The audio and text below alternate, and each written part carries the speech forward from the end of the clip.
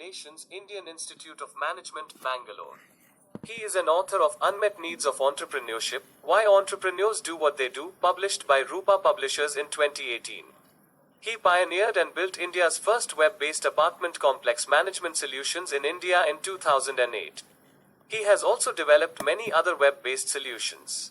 He completed his MBA from Indian Institute of Management, Bangalore in 1994. He has over 3 decades of industry and entrepreneurial experience.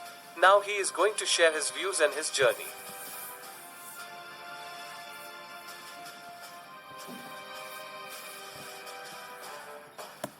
High school radio listeners, today I am going to introduce you to an author, serial entrepreneur, mentor and founder of Lab in Motion and Alumni Affairs Head at IIMP. He is also a founder of e-magazine Lab in Motion. He studied engineering at Andhra University, Engineering College, Visakhapatnam, worked in Vizag Steel Plant, later joined in postgraduate degree program in management at IIMP, Indian Institute of Management, Bangalore. After pursuing his MBA, he opted career in finance sector. He then started his entrepreneurial journey and founded few startups which have given him a great learning and rich experience. Later, all these experiences and his mentoring at IIMB made him to become an author, and he published his first book, a very useful book for entrepreneurs. Unmet Needs of Entrepreneurship, Why Entrepreneurs Do What They Do is the tagline of that book. Yes, I am going to introduce you with S. Parthasarathy, officially partnered with IIMP in promoting the stories of entrepreneurs. Let us listen to him. Welcome, S. Parthasarathy on School Radio. Thank you for having me, Aruna. It's a great pleasure to have you here on School Radio Show, Social Entrepreneurship. You are an author of Unmet Needs of Entrepreneurship and Why Entrepreneurs Do What They Do. Can you give a gist of your book? Yeah, thanks for asking, Aruna. This book was published in 2018 by Rupa Publishers. The book is essentially centered around the idea of needs and what is it that motivates entrepreneurs to do what they do. To understand the motivation behind action and also to understand how needs impact various aspects of entrepreneurship. The idea of needs traces back to 1930s. It traces back to a psychologist called Henry Murray. And it's still relevant today. Its relevancy is there in consumer behavior, in therapeutic settings, in counseling. Essentially, the idea is to understand the causes behind behavior. So what I have done is I have tried to make it a simple read, what we call a trade publication. So without getting into any complex management jargons, and provide certain insights to entrepreneurs and marketers into the role of needs and how they impact the way we think. And this basically, the idea was based on my observations and interactions with entrepreneurs.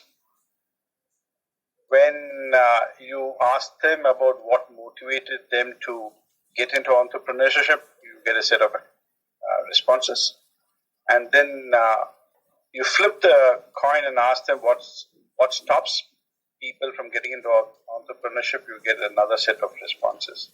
When you essentially look at these responses, you will see certain patterns of thinking.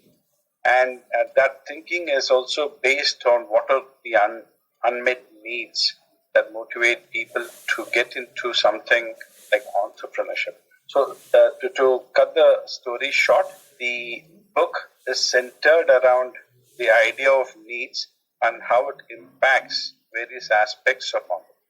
It's worth reading, and then it's very useful for entrepreneurs, especially upcoming entrepreneurs like us. Yeah. Sure.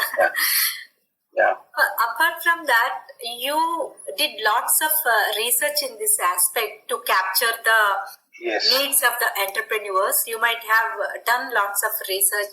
How was the experience? See, very interestingly, when in motivational theory, we have two broad approaches. If you go through any basics of psychology, you will know there's something called the approach theory and the avoidance theory. There are people who want something because they want to avoid something, and there are people who actually want something because they actually want it. Let me give you a simple example. Suppose you have to go for a vacation on a holiday, for a family holiday. There are some people who want to go for a holiday because they want to explore places, talk to people, explore new cultures, see new locations, etc. And there are others who want to go for a holiday because they want to avoid stress in the office. They want to avoid issues at home because you haven't taken the family for a holiday for a long time. You want to avoid any arguments at home, so you want to go for a holiday. So if you look at the action of going to a holiday, still the same, but what we call orientation is very different. For someone, the need to explore, the need for affiliation, need for creative expression is what drives people to go and explore new places. On the other hand, the need to avoid certain things motivates a set of people to do something. This is just an example of how people are oriented differently when they actually undertake certain actions. So similarly, if you look at the role of needs and how important it is even in daily life, it's not about entrepreneurship. It's also, as I said, the setting one can be therapeutic setting, counseling setting, it can be consumer behavior. You see someone stealing, money from home. Even children can do it. So what is the first thing that comes to your mind? Anger, frustration, confusion, etc. But if you actually step back and instead of looking at the action, when you look at what is the need, what is it that causes someone to steal money, then you will realize that the way you look at that person and the action is very, very different. Understanding the intent behavior is very important in trying to empathize, be empathetic, and also develop a compassionate attitude towards others. Even in consumer behavior, if you know what is it that motivates a consumer to buy your product or a solution, you would rather address the motivator rather than the action. When are we going to expect your second book? Yeah, I think that's a very interesting question. The second book is actually an extension of my first book. It digs a bit deeper. So I have essentially given a more detailed framework that can help in discovering customer value. So essentially, as an entrepreneur, you are with NSR Cell. We constantly hear about customer value proposition. Yes. But what happens is before when you propose what is it that the customer values, you need to know how to discover what is it that the customer values. And is there a structured process around it? So my upcoming book is all about a framework. That is the essence of the book. It is again being published with Rupa. I had a couple of publishers. Now I've signed up with Rupa. And hopefully it should get released, published by October of this year. So that's what we are working towards. Okay. So did you name that book? Not yet. It's still a long way off. Okay. So all the best. Thank you so much. You have spent pretty much time in Vizag as a student. Can you briefly explain your association with Vizag? Thank you so much. I have very fond memories of Vizag. My father was a Kendriya Vidyalaya KV principal. He was incidentally the first principal of KV Dondabarthi. And I stayed in Vizag between 1977 and 1991. Schooling I've done in KV Malkapuram and KV 104 area. From KV Malkapuram, it's the Eastern Naval Command. So a lot of my classmates, whose parents were from the Indian Navy. My brother was also from the Indian Navy. From 84 onwards, I was in the hostels, AU. I studied in College of Engineering, AU. And subsequently, I also worked in Vizag Steel Plant between 88 and 91. That's my background, an association with Vizag. So I have fond memories. I'm still in touch with many of the school friends. And interestingly, you got selected to join in the Indian Air Force. Absolutely. And you cleared services selection board exams and medicals. But why had you chosen to join in Vizag Steel Plant? Yeah, that's an interesting question. My elder brother, he studied in Shipyard College and Krishna College, and he was very actively associated with the NCC, C certificate. So he used to keep telling all these stories. And he was selected as the best cadet of Andhra Pradesh, and he represented India in his 12th standard. So I was actually fascinated by that journey. And I had also heard about he had joined the Indian Navy, about SSB and how much of fun it is. So I wanted to experience SSB. And it was perhaps one of the best experiences of my life. The 4 days we had a selection process in Mysore, and then I had my medicals in Bangalore. It was in 1988. The reason that I didn't join, so I got into the technical side. I'm basically an engineer in electronics and communications. So my brother advised me joining as a pilot, joining as a pilot. And from my point of view, I just wanted to experience SSB, nothing more than that. And I really enjoyed it. Father said, hey, steel plant, public sector job, why don't you take it up? And it's in Vizag. It's quite interesting. After 3 years of service at steel plant, Vizag, you opted for higher studies in management and joined in postgraduate degree in management at IIM Bangalore. Yeah. What made you to do so? Then you worked in finance sector. Yes, it's a very varied kind of experience profile, and that's how life is. So what happened was, VSP, Vizag Steel Plant, as you know, once the public sectors this is a microcosm. It's a very small place where you can end up thinking that's the world, but then the world outside is very big and very huge. And you can be in your comfort zone if you're in, and we were a young graduate trainee. During those days, a new township, whether it's water, electricity, accommodation, everything was taken care of. So one had to put in a lot of effort to actually move out of such comfort zones. So we had a wonderful life there. But I knew I'm not going to hang around there for too long. So I had to explore for other avenues. And MBA is something that was more aligned to the way I wanted my career to progress. Then I actually joined my MBA. And subsequently, I got a job on campus placements. I got a job in a company called ITC Peregrine. And ITC Peregrine was an investment bank in 94, which was one of the fastest growing investment banks in Asia, Hong Kong based. And this is one of the most preferred companies on campus. They just went to IIM Ahmedabad, Bangalore, Calcutta, picked up around 14 people, all India. So I joined them. There was a split. I joined ITC Classic Finance. ITC is the tobacco. And there I was in a function called merchant banking. I was there for a couple of years before I ventured on my own. You have started many ventures. What is your learning? Can you share that? Yeah, sure. Learning, there are quite a few learnings in my entrepreneurial experience. I was on my own for a couple of decades, and I did a host of things. After my short stint of 2 years with the ITC group, financial markets, I'm not sure, a quick recap, and that was a time when Harshad Mehta's scam had happened. It took the financial markets almost 5 years to get back to normal. I didn't have the patience to hang around. I just left that sector and started something on my own. And there were a lot of learnings in the process because I was not endowed with money. I didn't have any hereditary money. In our house also, there is no concept of even discussing things related to money. They were more scholars in their own subjects. And my learnings, in my 2 decades of entrepreneurial experience, plenty of learnings are there. One is first thing that comes to mind is there's no right time to start something on your own. This is the right time. Because I have seen a lot of friends who keep postponing. Though they have all the resources, they have the networks, they have the expertise and the competencies, there is something that stops them. And they keep waiting for the right time to occur before they can take the plunge. Usually there is no right time. If you have everything with you, if you have the energy and drive, I think you just need to explore whatever you want to do. The world is not perfect. A lot of people I've seen who want to know everything before they start a business. It never happens that way. You need to you need to wing it. You need to go with the flow. Nothing is going to be perfect from day one. Number 2 is follow your heart. You're going to have ups and downs, but you need to have fun doing what you're doing. If you're going to do something for money, it's not going to be really fun.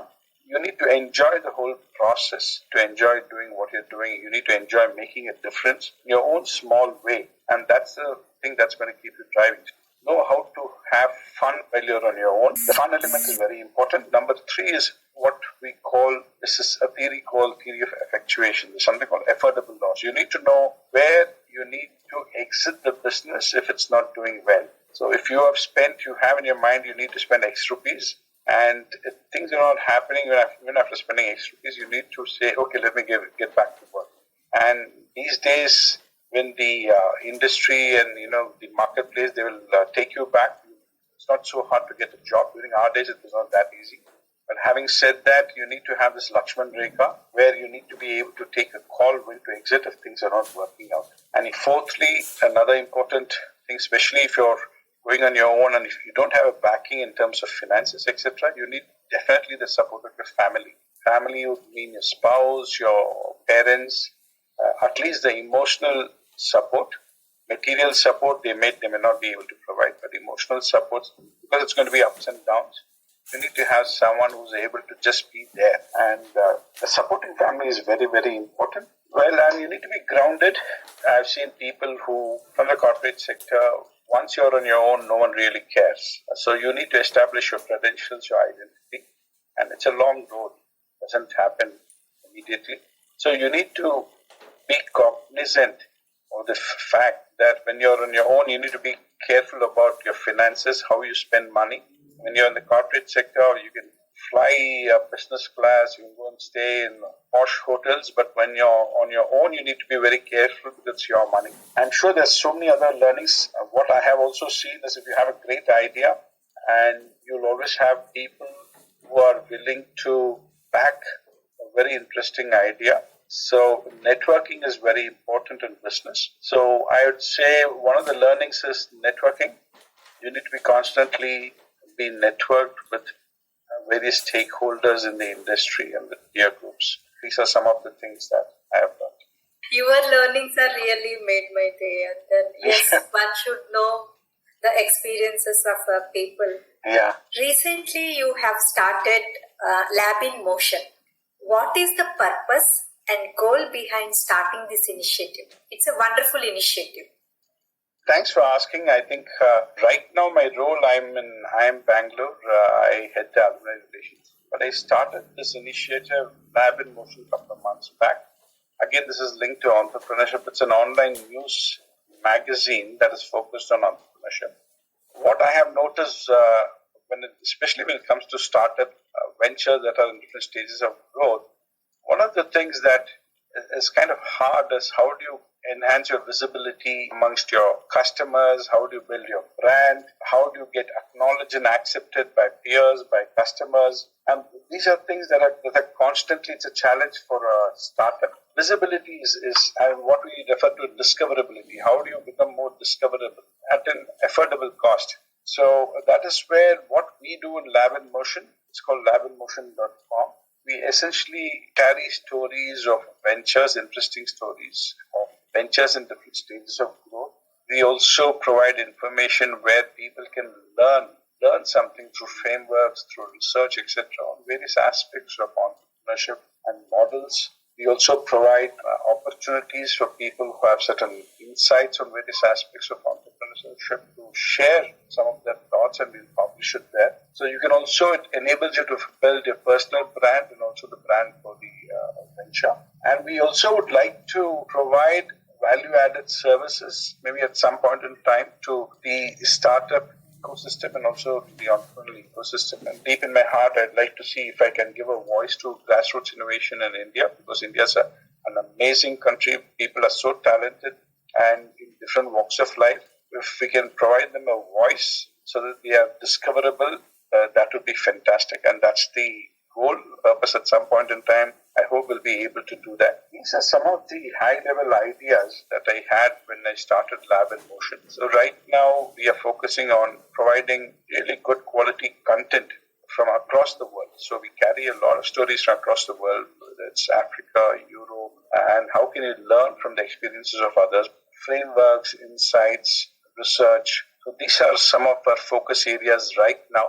But as you know, you've been on your own for many years. At some point in time, we will also pivot. Glad to know that. And then apart from that, recently you were an official partner of IIMB and going to be part of Startup Kit. How is this experience? Lab in Motion, officially a partner of IIMB. It's an absolutely wonderful recognition for the work that we have been doing, though we are very young. And once I met up with them and I floated the idea and let them know what was the scope and how it could benefit startups, they didn't even think twice. The CEO of NSRCL thought that this is a fantastic idea. So almost immediately he said, hey, we should take this forward. And that's how I became the media partner for NSRCL. As a start of ourselves, I think it's a wonderful recognition for some of the ideas that we have. And we recently also got acknowledged privately by the NSRCL chairman, who's a chairperson, who's also a professor.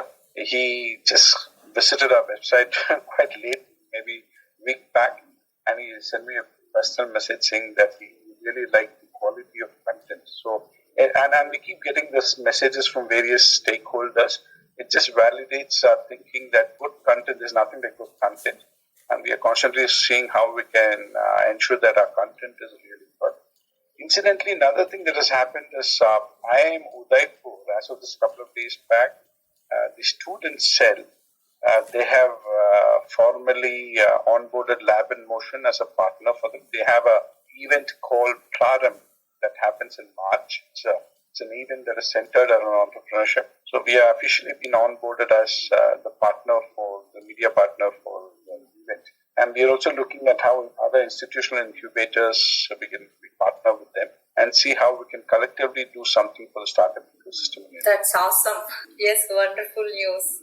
So in fact, I have chosen few stories from Lab in Motion, and then I approached them and I have broadcasted the stories.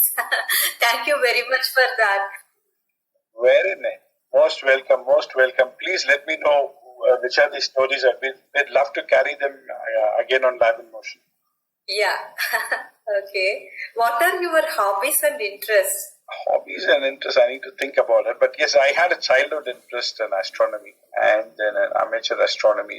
But though I'm not very active, I used to enjoy that space. So I have been to the optical telescope observatory in Kavalur a few times. I've been to a place called Mathura where you have radio telescopes. Basically, I'm a curious guy. So I'm kind of a bit rusty when it comes to being updated on that in that space. But I've taken sessions for teenagers on the cosmos and trying to inspire them to think beyond the mundane stuff that we on day-to-day basis. And just let them be aware that the universe is much, much bigger and we are just a speck in the universe. We were all inspired by George Lucas and Spielberg and George Lucas, your Star Wars, etc. I never used to miss Star Wars, the original Star Wars. So very, very inspirational stuff. So that's what I grew up on. And like anyone of my generation, when we were young, we used to enjoy reading books, whether it's Woodhouse or Agatha Christie or, those kind of books used to be very interesting. Social media, I'm trying to get active. I'm a very late entrant to social media, very shy and reluctant entrant to social media. What is your most memorable experience? Memorable experience. Okay, if I go back to my college days, the SSB, I think, is a fantastic experience. I think I really treasure that.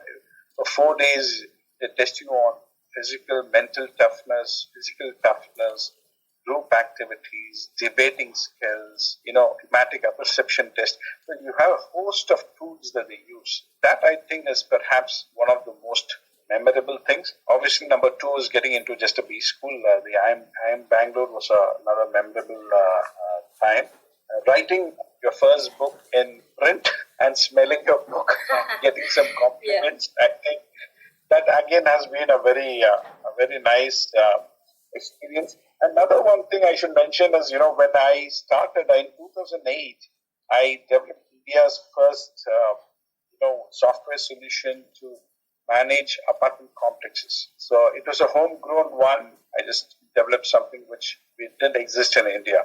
I got a lot of media coverage by all the leading media, and to me that was again a high point because basically a power of an idea. So for me, and the media picked it up. But then you had other competition. They came in and a bit more expertise and experience in the space. But that was one of those exciting times. What is your suggestion to young entrepreneurs, women, youth, and men? I think that's a very interesting question. There are so many takeaways that I can list down, but here's something the top of mind is one is sometimes when you want to do something, it is maybe purpose. I think you mentioned the word purpose at the beginning, can be pretty large and can be pretty overwhelming, can be pretty big. It's important to chunk it down into pieces. If I want to write a book, for example, I need to chunk it down to chapters, to table of contents, and how much will I cover in the first few days, how many thousands of words or hundreds of words I'm going to write. So once you chunk down your goals, it can actually help you move forward. So that's number one. Number two is to focus on the process and not on the outcomes.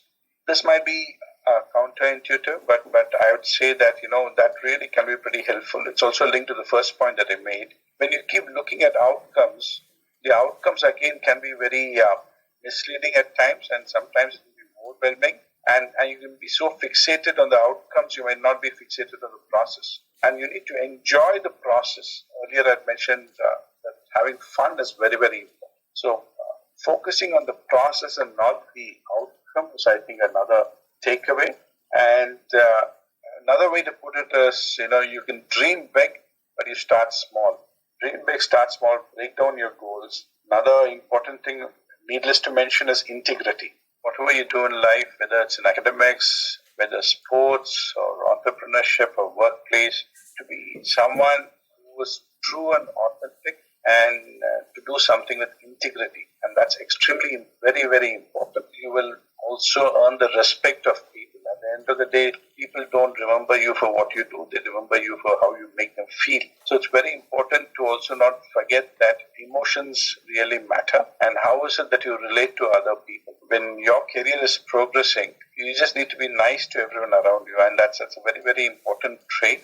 And what we refer to as also emotional intelligence, and how you can develop that and how you can manage your emotions. I think these are some of the ideas that come to me right now. Okay. So lots of points, suggestions to young entrepreneurs. Yeah, I hope it was helpful. Yes. What is your message to youngsters of school radio? School radio obviously has been doing a fantastic job, and all the youngsters, I think most of you who are shy of speaking or would like to develop skills in terms of public speaking skills or gaining confidence, school radio is a fantastic platform for you to get over your shyness and to step forward and at least attempt. When you're early in life, you can afford to make mistakes. It's perfectly okay, and at least make use of the opportunities. School radio offers this fantastic platform for children, and I would urge all the kids to step forward and make use of this platform effectively. Number two is don't let your dreams become subsidiary, or don't stop dreaming, because unless and until you dream, you can't actually move forward. Don't let it take a backseat because of operational issues that you face on a day-to-day life. Things might be hard sometimes for various reasons. I've seen kids whose dreams take a backseat for various reasons, either for family reasons or for financial reasons. I'd urge children to be curious and ensure that they keep their dreams alive. And all the best to all the children and all the listeners, and wish you well. Thank you very much for your wonderful thoughts and experience you have shared with us, spending your time to share your knowledge. Pleasure, Aruna. It's been a pleasure talking to you, and wish you well, and wish School Radio is able to reach out to millions of children across India. That's wonderful. Thank you very much for those blessings. Most welcome, most welcome, most welcome. It's always a pleasure to talk to you and have you on School Radio.